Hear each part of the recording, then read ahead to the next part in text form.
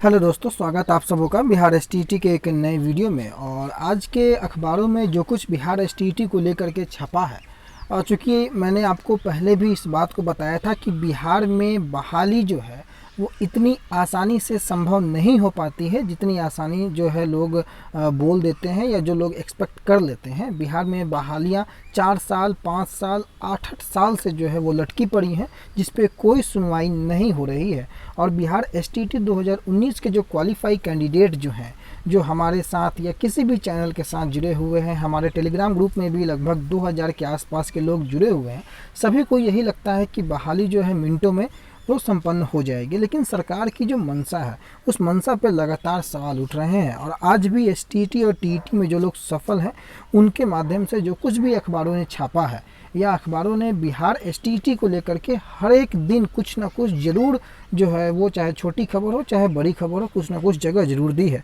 तो इसमें शिक्षकों की बहाली नहीं होने से जो है वो टीईटी और एसटीईटी में जो सफल अभ्यर्थी हैं वो निराश हैं। जो कि शिक्षक बहाली मोर्चा के प्रदेश महासचिव नीतीश पांडे हैं, उनका ये कहना है कि बिहार में बहाली और विभागों की लापरवाही के कारण यहाँ के अभ्यर्थियों की बदहाली जग जाहिर है। और इंटरव्यू हो, काउंसलिंग हो, नियुक्ति हो, किसी भी प्रकार का कोई आयोजन हो, उसमें कोई भी सफलता प्राप्त नहीं हो पा रहा है अभ्यर्थियों का। केवल विभाग के तरफ से जो है वो गंभीरता स्पष्ट रूप से दिखाई जाती है, चाहे वो ट्विटर के माध्यम से चाहे वो अखबारों के माध्यम से। लेकिन वो गंभीरता, विभाग गंभीर है इसका पता और इसका आकलन एक आम अभ्यर्थी जो क्वालिफाई है, जो उस नियुक्ति का इंतजार कर रहा है, उसे उसकी गंभीरता का पता कैसे लगेगा? उस ट्विटर हैंडल से या उस अखबार के माध्यम से गंभीरता दिखाने से या किसी भी प्रकार की पारदर्शिता स्पष्ट करने से तो नहीं होती है। पारदर्शिता और गंभीरता कम से कम धरातल पर उतरनी चाहिए। अब आप लोगों को पता है कि जो एसटीईटी की जो एग्जामिनेशन हुई थी लगभग 8 वर्षों 9 वर्षों के बाद 37,000 पदों के लिए 28 जनवरी को उसकी एग्जामिनेशन आपको पहला बार किया गया था। उसे कैंसिल करके फिर सितंबर में किया गया कोर्ट के आदेश के बाद। अब ऑनलाइन परीक्षा ले ली गई है, जबकि उस समय भी कोरोना का ये काल चल रहा था।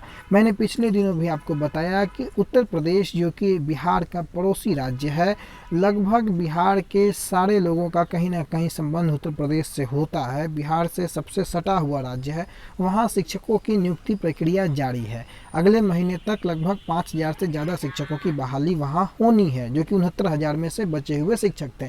यहाँ पर भी बिहार में भी एसटीईटी 2019 की जो प्रक्रियाएं हैं लगभग पूर्ण हो चुकी हैं। 3 विषयों का रिजल्ट आना बाकी है, उस रिजल्ट को रोक दिया गया है। उसके पीछे का कारण क्या है?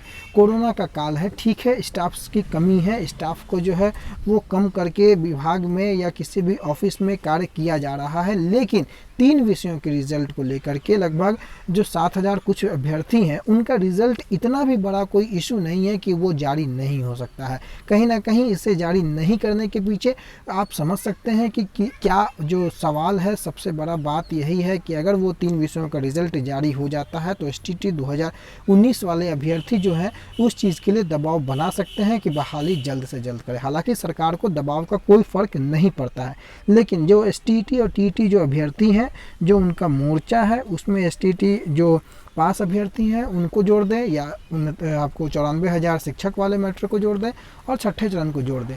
इन तीनों को जोड़ने के बाद लगभग 1.5 लाख से अधिक अभ्यर्थी होते हैं।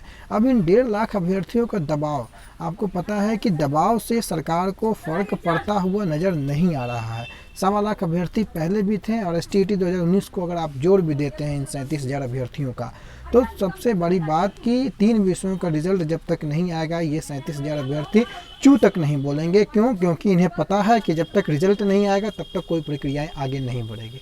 और एकजुटता जब तक नहीं दिखेगी तब तक केवल बहाली जो है वो घोषणा पत्रों में और अखबारों के माध्यम से निकलते रह जाएगी। चाहे सरकार के चुनावी घोषणा पत्र में 19 लाख रोजगार देने का वादा हो, चाहे किसी भी प्रकार की वादा हो, चाहे वो शिक्षकों की बहाली का वादा हो, चाहे कुछ भी। पिछले दिनों आपको पता होगा पुष्पम प्रिया चौधरी ने भी ट्वीट करके लगभग कल या परसों जो है वो सरकार पर निशाना साधा इस बात को लेकर के कि शिक्षक बहाली प्रक्रियाओं के साथ साथ 3-4 और पॉइंट्स उन्होंने जोड़ा था। आप उनके ट्विटर हैंडल में जाकर के देख लेंगे। उन्होंने भी फिर से इस बात को उठाया कि आखिर ये बहाली कब होगी, इसका एक कोई डेट क्यों नहीं निर्धारित किया जाता है। सारे तमाम राज्यों में जो है शिक्षक बहाली को ले लिया जाए। ठीक है, देरी होती है, लेकिन बिहार की जैसी जो देरी हो रही है, जिस प्रकार से 2 साल 3 साल में अभ्यर्थियों को अपने काउंसलिंग का डेट, अपने नियुक्ति पत्र के इंतजार के लिए अगर 2-2 साल 3-3 साल अगर इंतजार करना पड़े, तो उनके उस समयांतराल में होने वाले नुकसान का खामियाजा कौन भरेगा? सरकार को उसकी चिंता क्यों नहीं है? 2 साल आप प्रोबेशन पीरियड लगाएंगे, बहाली आप करेंगे 5 साल के बाद, उम्र के 50 साल में अगर आप बहाली करते हैं और 58 और 60 साल में आप रिटायरमेंट हो जाता है, 2 साल प्रोबेशन पीरियड रहता है, तो आप क्या शिक्षकों को गुणवत्तापूर्ण शिक्षा प्रदान करने के लिए प्रोत्साहित करेंगे? सबसे बड़ा सवाल ये है। देखना होगा कि सरकार का अगला कदम क्या होता है। लेकिन आज के अखबारों में भी यही कि जो निराशा है, वो जो सफल अभ्यर्थी हैं उनमें निराशा का माहौल अखबारों के माध्यम से भी यह जागृत किया गया है। सरकार को और पूरे सिस्टम को यह देखना चाहिए कि शिक्षक अभ्यर्थियों के जो मन में जो व्याप्त प्रश्न है, उस प्रश्नों का उत्तर किस प्रकार से निकलेगा। उम्मीद है आप लोगों का सजेशन आएगा कमेंट बॉक्स में कि हमें आगे क्या करना चाहिए। और कुछ ना कुछ, हालांकि कोरोना काल के कारण कुछ प्रक्रियाएं स्लो जरूर हैं, लेकिन प्रक्रियाओं को पूरा किया जा सकता है। ऐसा नहीं है कि प्रक्रियाएं जो है वो पूरी तरीके से ठप पड़ जाए, ऐसा बिल्कुल नहीं है। इसके लिए हम क्या कर सकते हैं, आपका जो सजेशन है हमारे कमेंट बॉक्स में हो या हमारे टेलीग्राम चैनल पर हो, इसमें आप ज़रूर रखें। अगला कदम आपके सहयोग से कुछ ना कुछ ज़रूर उठाया जाएगा। धन्यवाद।